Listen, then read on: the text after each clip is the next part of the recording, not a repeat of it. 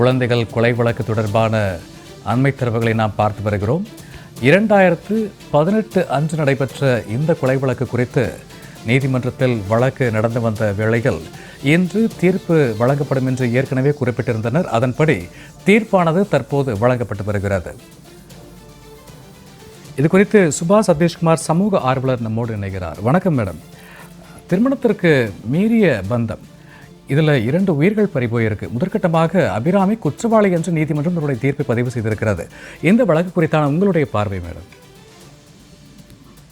சரி, இந்த தண்டனை அவர்களுக்கு கண்டிப்பாக தரப்பட வேண்டியது. இது கொஞ்சம் லேட்டா கிடைச்சிருக்கிறதா நான் ஃபீல் பண்றேன். ஆரம்பத்திலேயே முன்னாடியே அதை கொடுத்துருக்கணும்னு நினைக்கிறேன் சார். ஏன் அப்படின்னா, அதாவது இந்த வழக்கே ரொம்ப விசித்திரமான வழக்கு. இந்த டிக்டாக்குங்கிறது இந்த கொரோனா காலகட்டத்துல மக்கள் ஒரு வேலை இல்லாம இருக்கிற நேரத்துல ஒரு வேடிக்கையா பயன்படுத்த போய் எந்த மாதிரியான ஒரு சீரியஸான விஷயத்துல கொண்டு விட்டு விட்டது அப்படிங்கிறதுக்கு இந்த வழக்கு ஒரு உதாரணம். ஒரு தாய் கொலை செய்வாளா, ஒரு பெண் கொலை செய்வாள், அது வேற விஷயம் சார். ஆனால் ஒரு தாய் கொலை செய்வாளா தன் குழந்தைகளை, அதுவும் ஒரு அற்ப காரணங்களுக்காக அப்படிங்கிறது தான் இந்த கேஸ்ல ரொம்ப முக்கியமா பார்க்கப்படுற விஷயம். இது இன்றைய சமூக காலகட்டங்கள் எப்படி எல்லாம் மாறி இருக்கு, சமுதாயத்துல பெண்களுடைய மனநிலை என்ன மாதிரியான ஒரு தாக்கங்களை ஏற்படுத்தி இருக்கு அப்படிங்கறத கூட நம்ம இந்த கேஸ்ல இருந்து பார்க்க முடியுது. இன்னும் சொல்ல போனா, இந்த பொண்ணு அப்பப்போ போய் அந்த கடையில போய் பிரியாணி சாப்பிட்டுருக்காங்க. பிரியாணி சாப்பிட முடியாத போது ஆன்லைன்ல ஆர்டர் பண்ணிருக்காங்க. அதை கொண்டு டெலிவரி பண்ற பையன் தான் அந்த சுந்தரம். ஒரு வாழ்க்கை இல்லாமையோ இல்ல நல்ல ஒரு லைஃப் இல்லாமையோ அந்த பொண்ணு இல்ல. நல்ல லைஃப் எல்லாமே இருந்திருக்கு. அதை தாண்டி அதை ஒழுங்கா காப்பாற்றி வைத்துக் கொள்ள அந்த பெண்ணுக்கு தெரியல. வந்த சுந்தரத்தின் மீது ஒரு காதல் வயப்பட்டு அந்த அந்த காதலுக்கு அது என்ன காதல்னு சொல்ல முடியாது, அந்த மாதிரியான ஒரு கேவலமான விஷயத்துக்கு குழந்தைகள் தடையா இருக்கும். அதனால அவங்கள குழந்தைகளை கொலை செஞ்சாதான் நம்ம இதை இது பண்ண முடியும்னு எந்த தாயுமே செய்ய நினைக்க மாட்டோம். ஒரு குழந்தைக்கு ஒன்று அப்படின்னா, நான் நல்லா இல்ல, என்ன முதல்ல கொலை பண்ணிட்டு இல்லைன்னா என்னுடைய உயிரை கொடுத்தாலும் அந்த குழந்தையை காப்பாற்றணும் அப்படிங்கிறது தான் ஒவ்வொரு தாயினுடைய எண்ணமாக இருக்கும். இந்த தாய் தாயா அப்படின்னு ஒரு கொஸ்டின் மார்க் தான் இருக்கு. ரெண்டாவது, இந்த இந்த பெண்ணனால இவங்களுடைய ஃபேமிலி நீங்க பேக்ரவுண்ட் ஆராய்ந்து பார்த்தீங்கன்னா, இந்த இந்த இந்த பொண்ணோட தம்பி இருக்கு. அந்த பையனுக்கு கல்யாணம் பார்க்கும்போது இந்த வர காரணம்லாம் குன்றத்தூர் அப்படின்னாலே அபிராமி ஃபேமஸ் ஆயிட்டாங்க இந்த வழக்குனால. இந்த இந்த பெண்ணுடைய தம்பியாகவே அவனுக்கு கல்யாணம் நிச்சயிக்கப்பட்ட பெண்ணெல்லாம் மறுக்க அவன் வாழ்க்கையை விரக்தி அடைந்து தற்கொலை செய்து கொண்டான்ங்கிற வரைக்கும் விஷயம் பேசு.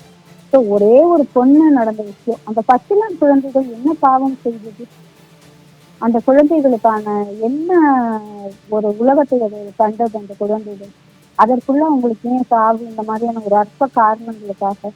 ஸோ நீங்க எதெல்லாம் அதெல்லாமே பிலீவ் பண்ண ஆரம்பிச்சுட்டாங்க பெண்கள். ரெண்டாவது, ஒரு நவ நாகரிக மோகத்துல சீரழிஞ்சு கிடக்காங்க.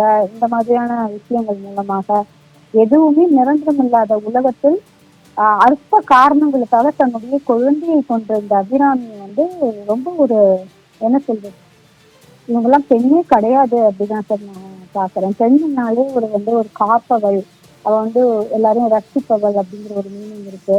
அது முகம் தெரியாதவங்களா இருந்தா கூட வீட்டுக்கு யாராவது இருந்தா தண்ணி குடிக்கிறீங்களா சாப்பிடுறீங்களான்னு கேட்கறவங்க ஒரு தாயா இருப்பாங்க, ஒரு அண்ணையா இருப்பாங்க. அந்த மாதிரியான ஒரு பொசிஷன்ல இருந்து தான் குழந்தைய சொல்றாங்கன்னா என்ன மாதிரியான ஒரு கல் நிஜமா இருக்கணும் அவங்களுக்கு இல்ல. ரொம்ப உண்மையாவே வருத்தத்தக்க விஷயம். இதை பரவாயில்ல, லேட்டா கிடைச்சா கூட நீதி கிடைச்சிருக்கு, அந்த பொண்ணு குற்றவாளின்னு சொல்லியிருக்காங்களே அப்படின்னு நினைச்சு இது ஒரு சந்தோஷமா பார்க்க வேண்டியதாக இருக்கு.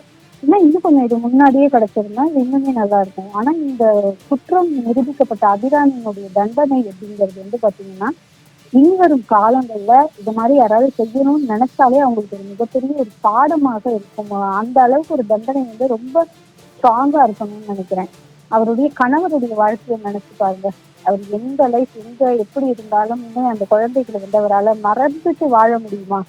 ஸோ ஒரு குடும்பம், 2 குடும்பங்கள் சிக்கி சின்னாபின்னமானது மட்டும்தான் இந்த அபிராமியுடைய செயல்களாக வந்த வினையா நான் நினைக்கிறேன். மற்றபடி இது சமுதாயத்தோட கோர முகத்துக்கு ஒரு எடுத்துக்காட்டு தான், முன்னோடியான எடுத்துக்காட்டு தான் இந்த அபிராமி சார்.